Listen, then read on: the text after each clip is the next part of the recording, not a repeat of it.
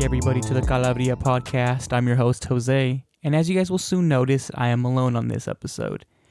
And I just want to start off by saying, welcome back, everybody. I know it's been almost a month. I know last time we released an episode was shortly before Thanksgiving, I believe.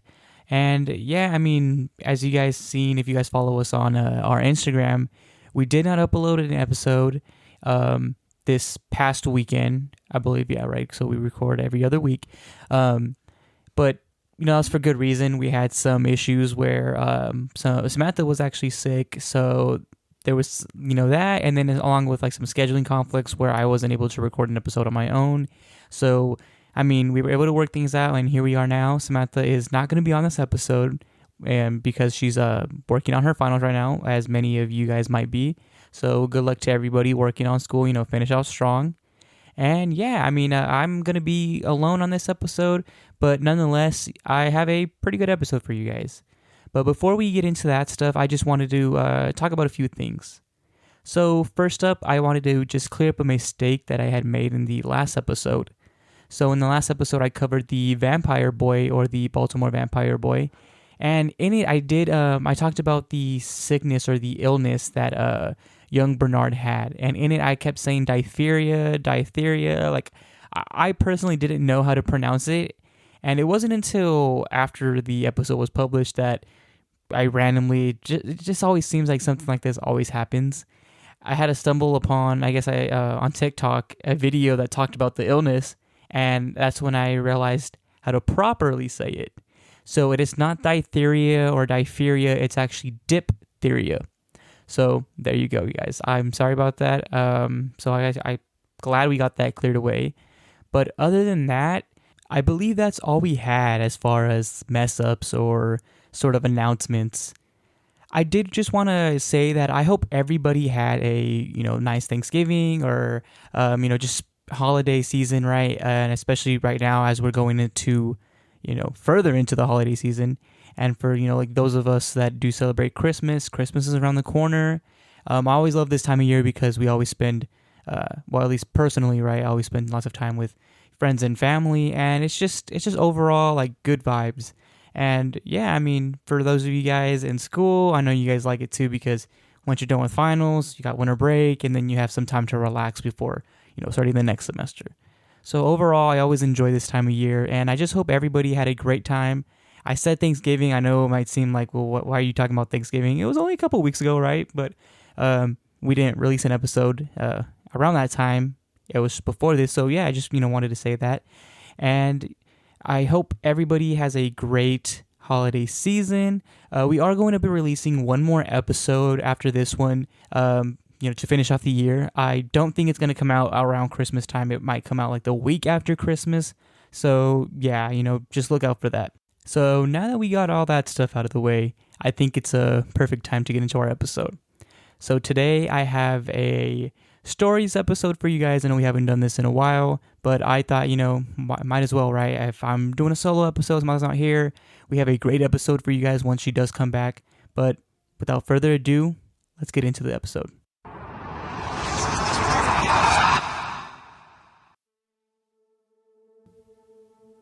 This was several years ago. Statistically, at any given point, there are 2 to 3 people that look exactly like me and you. I don't know if my story will be classified as paranormal, but it happened, and it was pretty fucking weird. So, I'll just tell it as it happened.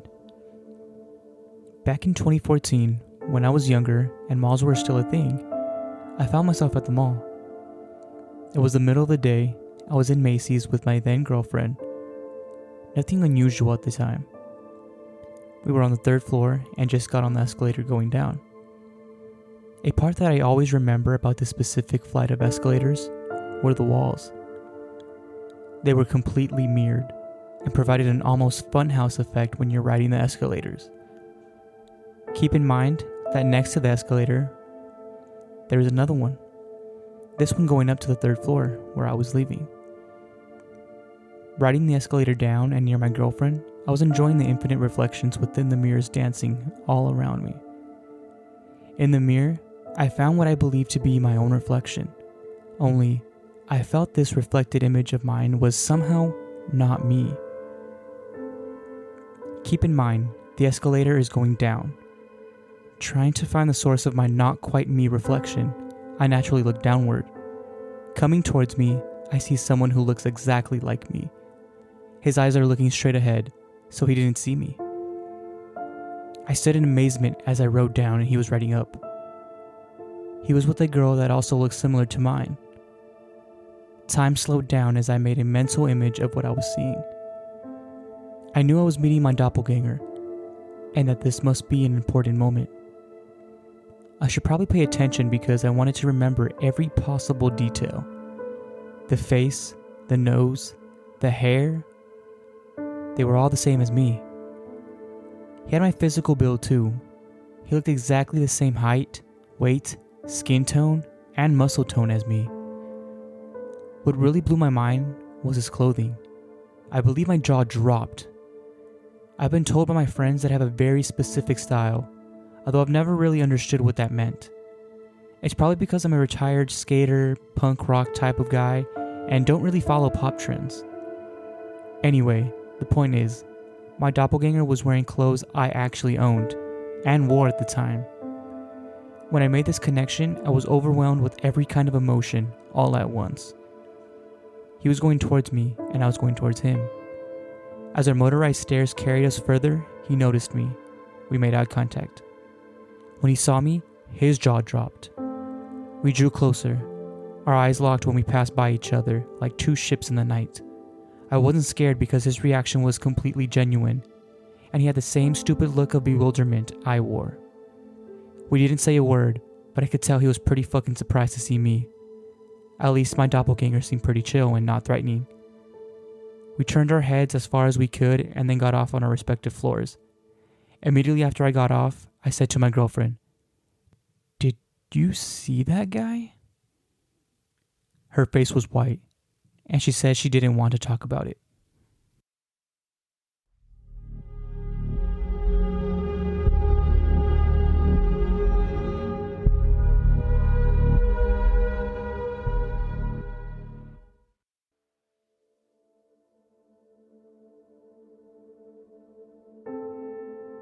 My family has around 360 acres in northern Oklahoma and has been in our family since the land rush.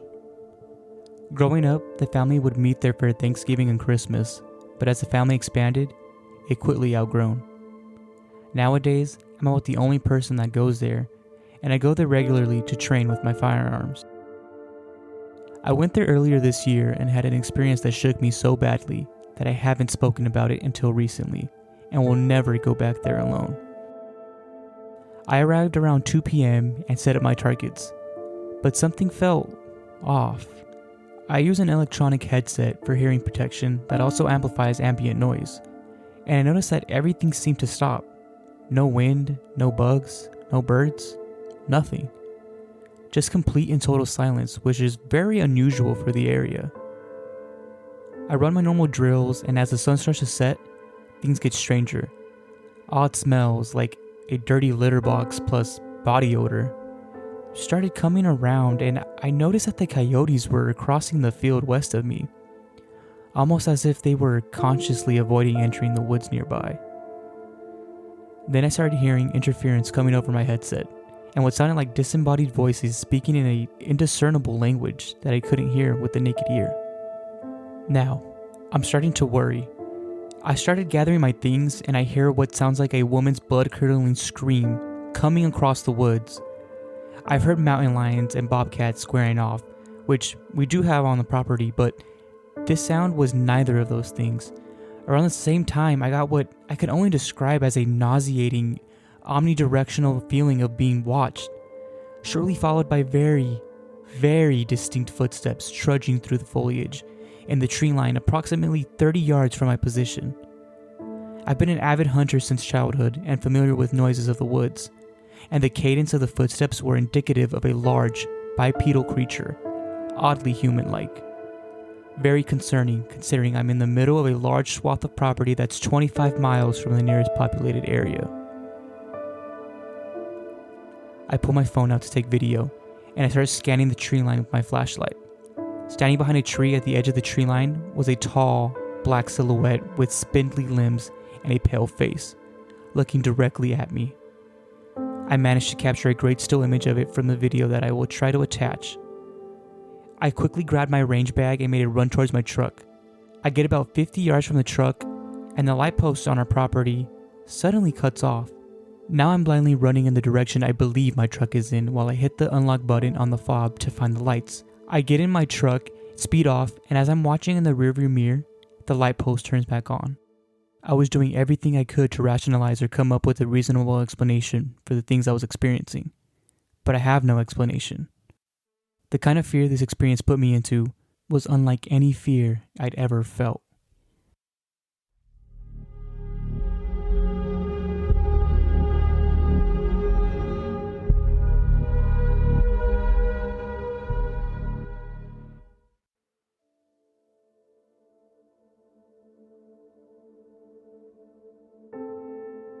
Every morning I wake up at 2 a.m. to let my dog out, and then we go back to sleep together on the recliner.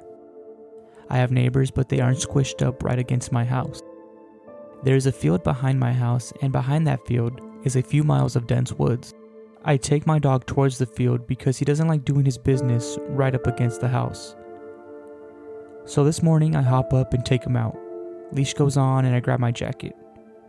We walk out towards the field and he starts sniffing around and doing his thing. Out of nowhere, I hear a clear male voice say, "Hi there." I played it off as 2 a.m. groggy brain, but my dog heard it too. His hairs were shot up all down his back and his tail was tucked. He started looking around and growling. I instantly freaked out and we hurried back inside. I had a flashlight and saw no one. There couldn't have been anyone near me. It's 2 a.m. and my backyard is fairly large. The field is large too, and the grass is about a foot tall. The voice sounded like it came from a few feet away. I still cannot wrap my head around this. Update. Just woke up. I went out at 2 again and didn't hear anything this time. I was on edge the entire time and my poor dog was too. The spot where I take him is right at the edge of the property in the large field, so there's no way anyone was hiding there. The woods start about 40 yards away from the edge of the field. The only things near me during this experience was a single tree on my property and the field with 1 foot tall grass. My tree is about 18 feet tall and too skinny for a human to climb up. I even flashed my light on it after my dog started growling because possums like to sit in it. I have another dog who doesn't like getting up at 2 a.m., so her fat tail will wait until 6 to go out. Strangely enough, she won't go near the edge of the field anymore. That's where she did her business too. Even in broad daylight, she won't go there. Update 2. I'm going to start recording my dog's nightly bathroom trips. I'd honestly prefer this never happen again, but it would put me at ease knowing I have proof of the event. I still don't know how to feel about this. I've never really paid attention to anything paranormal. I've had other experiences, but it's mundane. To me, the smaller and rarer the event, the more terrifying it is when the realization sets in.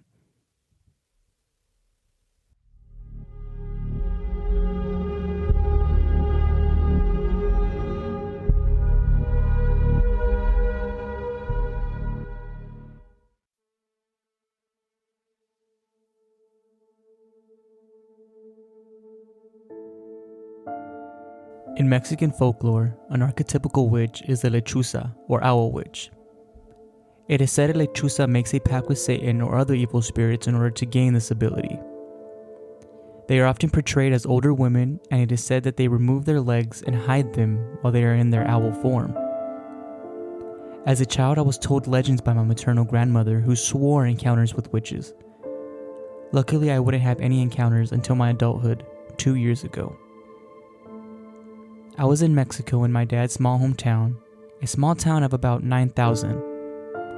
Our house in Mexico is a fair bit away from the main town at the very end of a very long dirt road. To the left of that road is a small traditional house, and to the right is a deep gully/trench, which was once a river, and on the other side of the gully is woods. It was around the time of the town's festival, which was an excuse for adults to get drunk in the town's plaza, while the kids played at the fair, that I opted on leaving early as I was tired and didn't like drinking.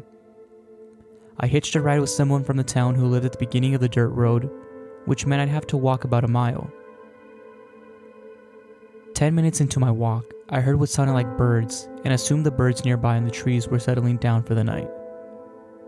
I looked at the trees, and about 10 feet up, I saw a pair of eyes, bright orange, staring down at me. I was unnerved, but pushed on and ignored it. I heard more rustling and looked back, noticing the eyes had been gone, which led me to believe that the bird had flown away, when suddenly I heard a voice from the bottom of the gully. "Hola, señor. Ven pa' acá." I decided to ignore it, but it kept on pestering me until I snapped and walked towards the gully to tell this woman to leave me alone. I started telling her that I was in a rush to get home, and that's when I noticed something weird. She was dressed in tarahumara attire, which meant she had a long skirt, but it wasn't all the way down. This woman's ankles were missing, and she appeared to be floating. She looked at me with utter hatred in her eyes. I realized she knew that her secret was out, and I bolted for the house, hearing a large flapping sound following me.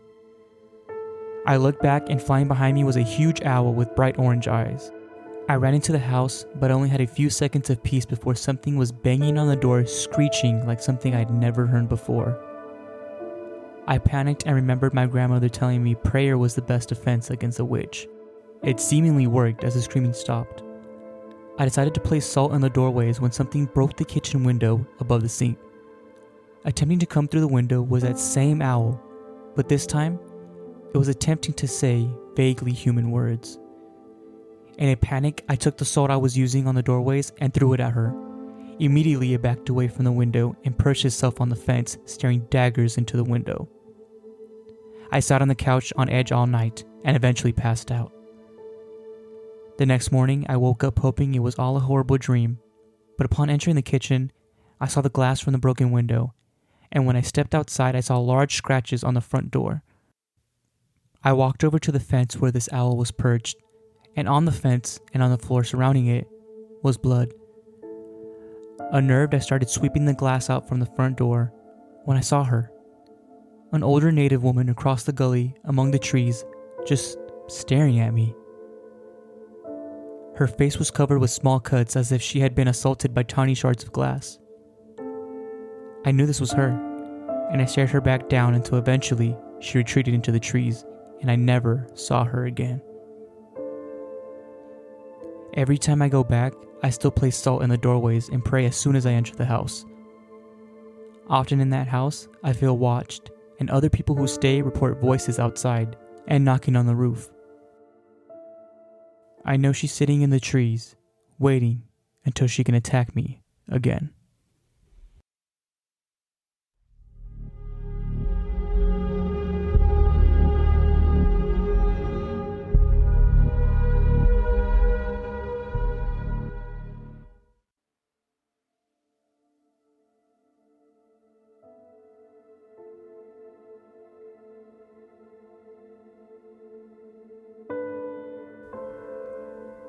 I have seen hundreds of these things at night in the woods, in the rural areas around Memphis, starting around 2020.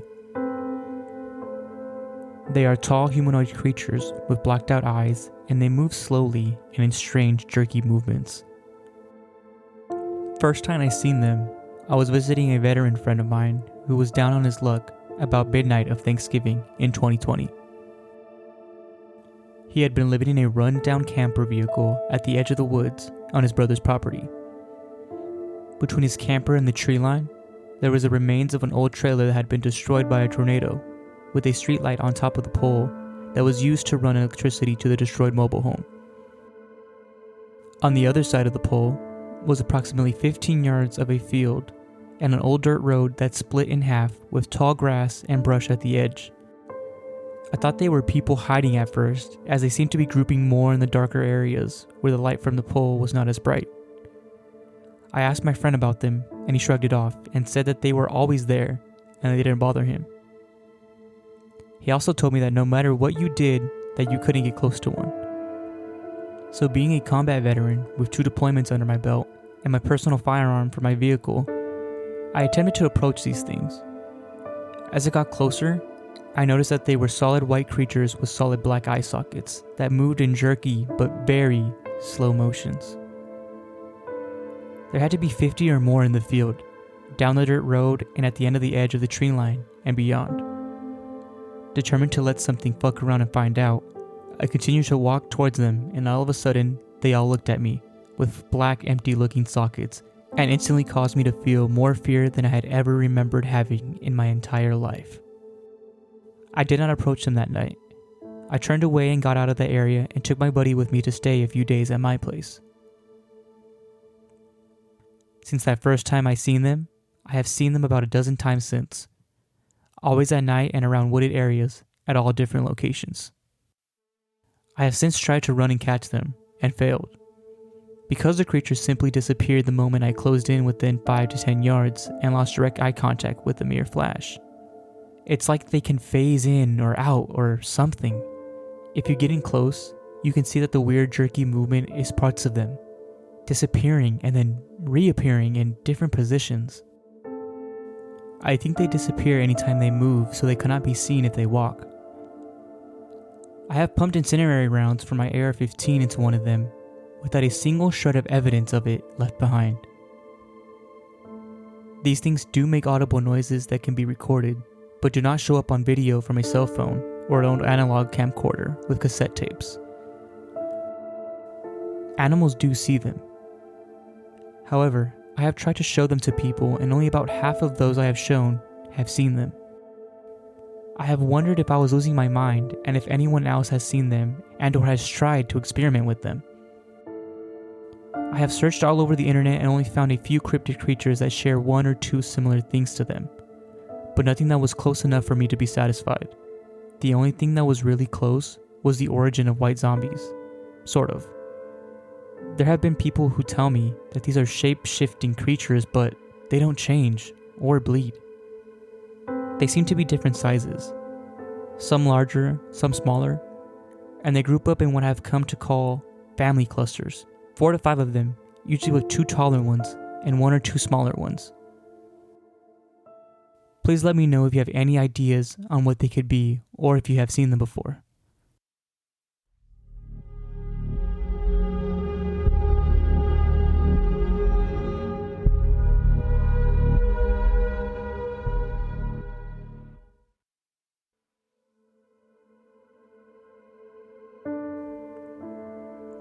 Nearly 20 years ago, my family lived in a 100-year-old house in Idaho Falls, across from a church. It was haunted by a demon I called the Smiling Man. He had a gaunt body like a corpse with long limbs, a mouthful of rotting teeth, and the eyes of a dead man. He would walk up and down the halls at night, scratching the walls and wooden floors with his fingernails, sometimes crawling on all fours.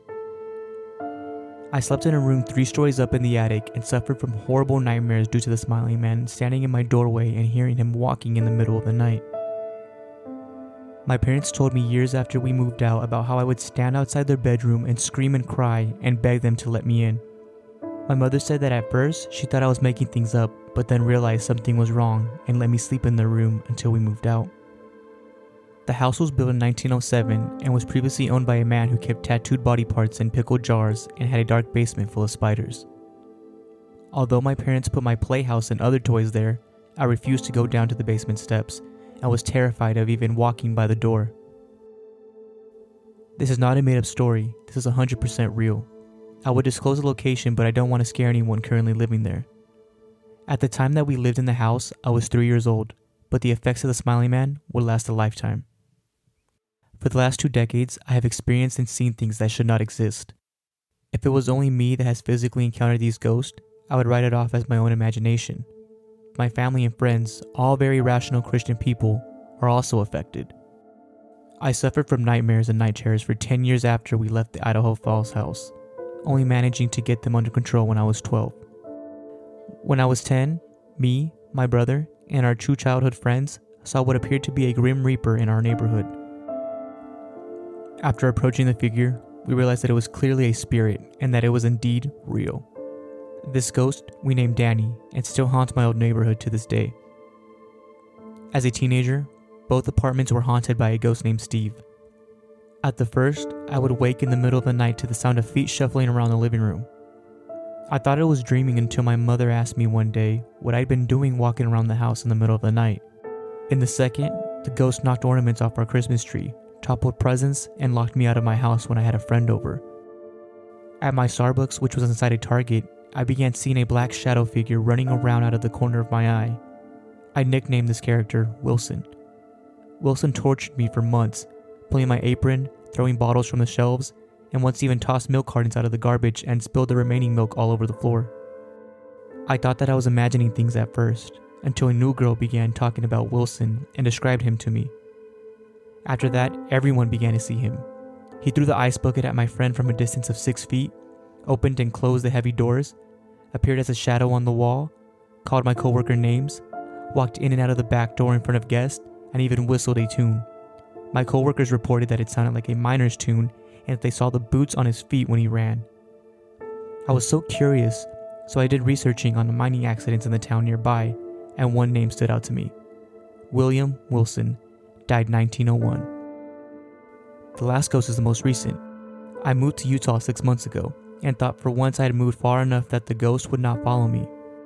Lately I have woken up to a strange smell, like chili or rotten meat.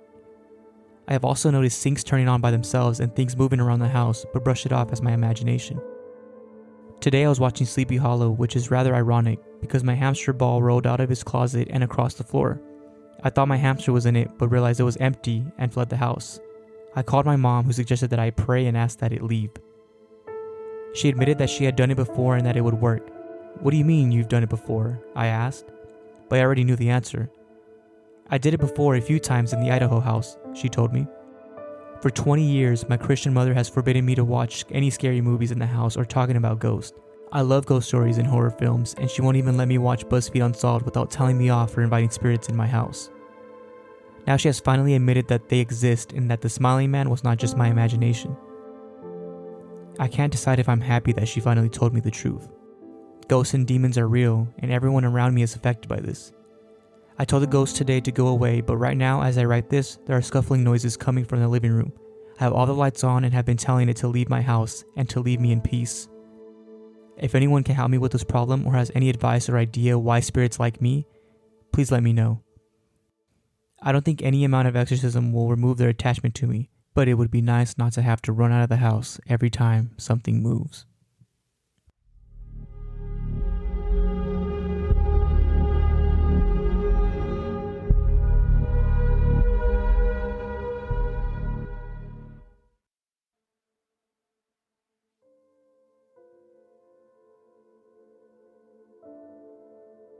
For as long as I've known my wife, she's mentioned growing up in a haunted house. I always assumed she was joking because she always brought it up in a quite lighthearted way, and never went into too much detail. It was a big old house, and I figured she was talking about weird old house noises. The house belonged to her great aunt, who raised my wife for most of her childhood. Her great aunt recently passed away, and her great aunt's daughter, who she refers to as her aunt, now owns the house. After my wife's great aunt passed, we went to stay in the house for 4 nights to attend the funeral and spend time with my wife's family, as we live in another state. When we got there, my wife and her aunt were chatting and mentioned that they thought my wife's great aunt might join the ghost already haunting the house. I still didn't consider that they might be serious. The first night we spent there, I woke up in the middle of the night and noticed someone standing in the corner of the room besides the door. Thinking it was my wife, I asked what she was doing. This woke my wife up, who was actually sleeping beside me.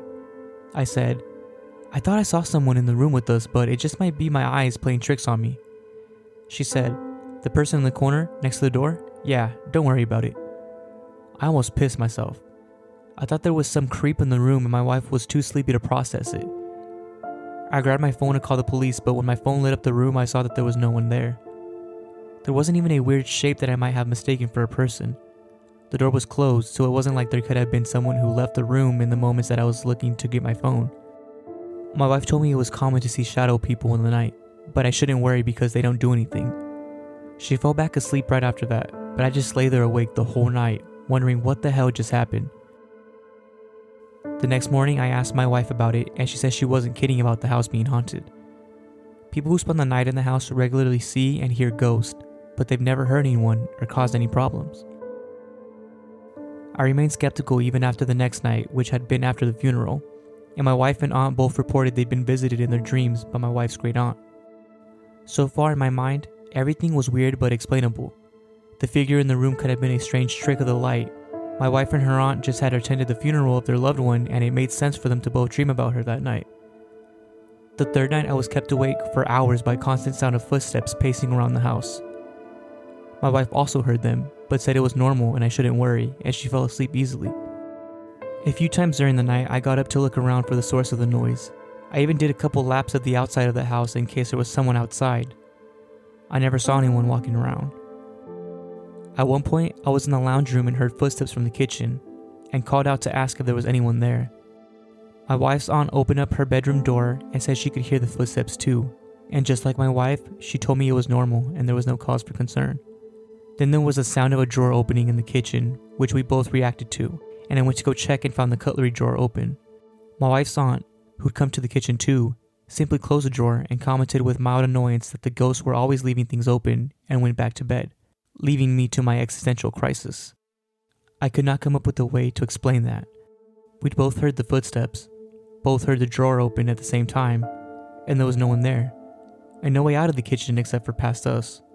I tried staying on the couch to try and catch the mystery walker, and there was multiple times I heard the footsteps pass through the lounge room, but I never saw anything. Eventually I gave up and went back to bed. Nothing really happened that final night, though we woke up to several cabinets open and no one remembered leaving them open, though that could be explainable by someone just forgetting or even sleepwalking. Even so, the footsteps still bothered me, and the shadowy person from the first night and cabinets open in the final night made me nervous in the light of everything that happened on the third night. Up until now, I've always scoffed at the idea of the paranormal, but I just can't reconcile my experiences in that house with my skepticism. Talking to my wife's family revealed that everyone who stayed in that house believes it's haunted, because they've had at least one completely unexplainable experience there. They all report that the ghosts leave people alone for the most part, though some who have lived there for a long time as children, including my wife and her aunt, have described meeting people that were probably ghosts and having positive but strange interactions with them.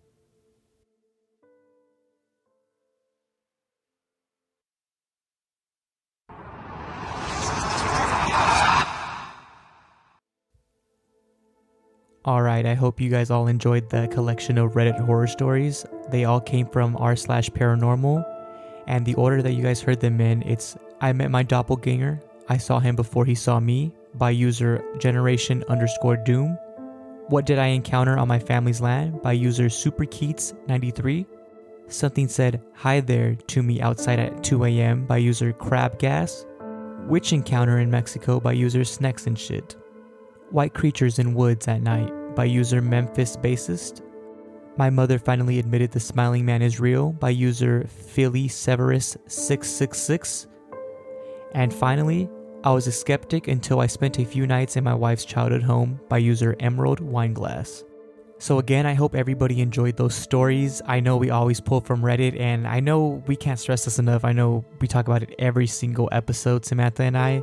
If you guys have a story, please send them in.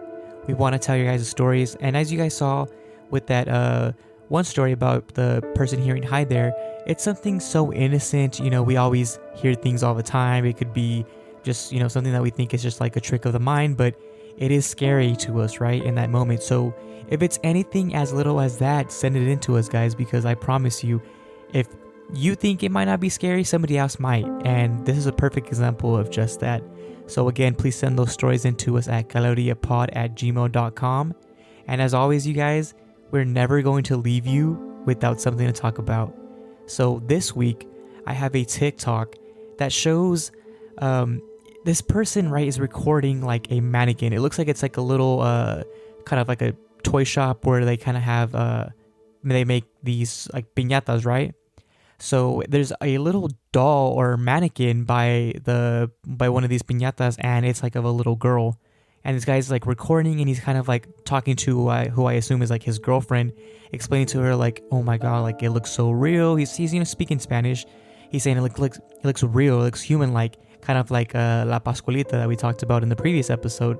And just as he's recording and talking about her, I kid you not, the mannequin blinks. And if you guys watch that video, which will be on our Instagram at calaveriapod, you guys can see exactly what I'm talking about. It winks as he's literally recording, and then he like freaks out and the video ends right there. So yeah, I mean, I think this is like a perfect, we just talked about La Pascualita in the previous episode, and this is another sort of like human-like mannequin, but this time they caught it on camera and she actually winked at them. So I'd be interested to see what you guys have to think. Do you guys think this is real? Do you guys think this is fake? I know there's lots of speculation when it comes to these sort of videos. Personally, I don't know. It is scary though, I will say that. So yeah, let us know what you guys think.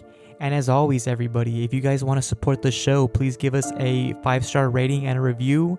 And if you are listening on an app where you're not able to leave a review or, just a rating, go ahead and do that. And if you like, give us some feedback, email us. We did get an email from one of our listeners not too long ago suggesting that we talk about certain topics. And, that's always welcome. So shout out to that listener that emailed us. You know who you are, because you are literally our first person who emailed us. And as always, they could vouch. We will respond to you guys. We're not going to just leave you guys high and dry. So yeah, if you just want to show us like, hey, look, this is something really cool that you should check out. Maybe you can talk about it on an episode. Feel free to do that. Or, follow us on Instagram, TikTok, and Twitter at calaveriapod. And if you guys find something, tag us in it, because chances are we'll be sure to talk about it. If you guys have been listening to us thus far, we only have about 12 episodes, so fairly new podcast. But if you guys have been listening to us thus far, you guys know we like to share something at the end. And that's a perfect example of that, right? So feel free to email us, follow us, just hit us up. I hope everybody enjoyed this episode.